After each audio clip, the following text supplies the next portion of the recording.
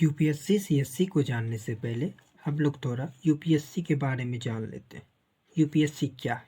UPSC का full form होता है यूनियन पब्लिक सर्विस कमीशन, यानी संघ लोक सेवा आयोग। यूपीएससी एक ऐसी संस्था है जो कि सेंट्रल गवर्नमेंट के लिए ग्रुप ए और ग्रुप बी का एग्ज़ाम कंडक्ट करवाती है, जैसे कि एनडीए, सीडीएस, सीएससी और भी कई एग्ज़ाम्स।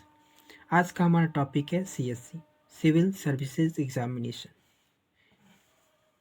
इसमें कई सारे पोस्ट होते हैं, आईएएस, आईएफएस, आईपीएस, आईआरएस। अब आते हैं आज के टॉपिक पर, सिविल सर्विसेज एग्जामिनेशन। इसका फॉर्म कब निकलता है? तो इसका फॉर्म जो है 1 से लेके 21 फरवरी तक भरा जाता है। ठीक, इसके लिए क्वालिफिकेशन क्या चाहिए? इसके लिए नॉर्मल जो ग्रेजुएशन चाहिए सिर्फ। आप चाहे आर्ट्स बैकग्राउंड से हो या साइंस से हो या कॉमर्स से हो, कोई फ़र्क नहीं पड़ने वाला, तीनों कैटेगरी के लोग अप्लाई कर सकते हैं। अगला आता है एज लिमिट क्या होना चाहिए। एज लिमिट जो है मिनिमम जो है 21 ईयर्स होना चाहिए, और जो है आपका एज जो है 1 अगस्त से गिना जाएगा। यानी कि हम बोल सकते हैं यदि 2023 में आप लोग दे रहे हैं एग्ज़ाम, तो 1 अगस्त 2002 से पहले आपका डेट ऑफ बर्थ होना चाहिए। इससे पहले का डेट ऑफ बर्थ है तब आप 2023 में एग्ज़ाम दे पाएंगे। उसी तरह 2024 में यदि दे रहे हैं आप, तो 1 अगस्त 2003 से पहले आपका डेट ऑफ बर्थ होना चाहिए। अगर आप 2025 में दे रहे हैं तो 1 अगस्त 2004 से पहले का आपका डेट ऑफ बर्थ होना चाहिए, आपका जन्म हुआ उससे पहले। तो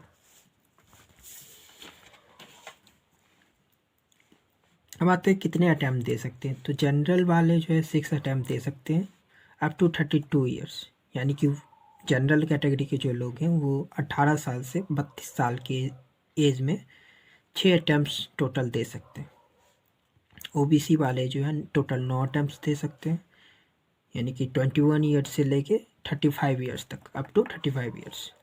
एससी या एसटी वाले जो है उनके पास जो है अनलिमिटेड अटैम्प्ट्स होते हैं, यानी जितनी मर्जी उतना अटैम्प्ट दे सकते हैं, लेकिन एक 21 ईयर्स से लेके 37 ईयर्स के बीच, यानी कि 21 साल से लेके 37 साल के बीच होने का एज होना चाहिए।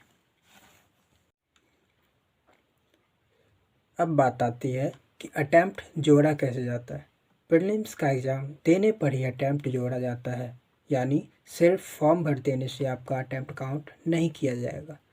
प्रीलिम्स का एग्ज़ाम देने पर ही आपका अटैम्प्ट काउंट किया जाएगा।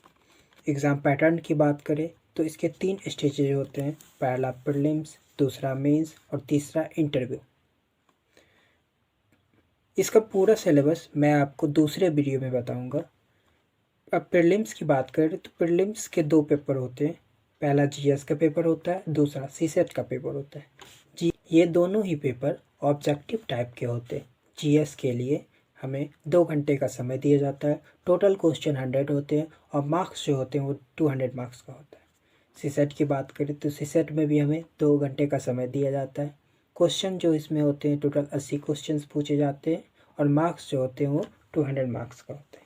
सीसेट का पेपर जो होता है क्वालिफाइंग नेचर का होता है, इसमें मिनिमम आपको जो है 33% लाने होते हैं। यानी क्वालिफाइंग का मतलब है आपका सबसे पहले यही पेपर चेक किया जाएगा, अगर आपका मार्क्स 33% से कम है तो आपका जीएस का पेपर चेक नहीं किया जाएगा। प्रीलिम्स का जो मेरिट लिस्ट आता है इसी पेपर पे सिर्फ आता है, ये सिर्फ क्वालिफाइंग होता है, इसको पास करना ज़रूरी होता है। दूसरी मेंस की बात करें तो मेंस जो होता है 1750 मार्क्स का होता है टोटल। इंटरव्यू की बात करें तो इंटरव्यू जो होता है 275 मार्क्स का होता है, और जब फाइनल मेरिट लिस्ट बनता है उसमें सिर्फ मेंस और इंटरव्यू का मार्क्स ही जोड़ा जाता है, यही टोटल मार्क्स 2025 मार्क्स का होता है। कट ऑफ की बात करें तो प्रीलिम्स का कट ऑफ लगभग 50% जाता है, यानी 200 में से 100+ मार्क्स लाने होते हैं। फाइनल मेरिट लिस्ट की बात करें तो इसका कट ऑफ भी लगभग 50% ही जाता है, यानी 2025 में से हमें 1000+ मार्क्स लाने होते। अब बात आती है सैलरी की, तो इसमें आईएएस पोस्ट की जो सैलरी होती है शुरू में 56,100 से शुरू होती है और 2,50,000 तक जाती है, जो कि कैबिनेट सेक्रेटरी की पोस्ट होती है। ये उसकी सैलरी। और भी जो अदर पोस्ट है जैसे आईपीएस, आईआरएस, आईएफएस, इनकी भी सैलरी लगभग सेम होती है। और इन सभी को इस सैलरी के साथ साथ कई अन्य सुविधाएं फ्री में दी जाती है।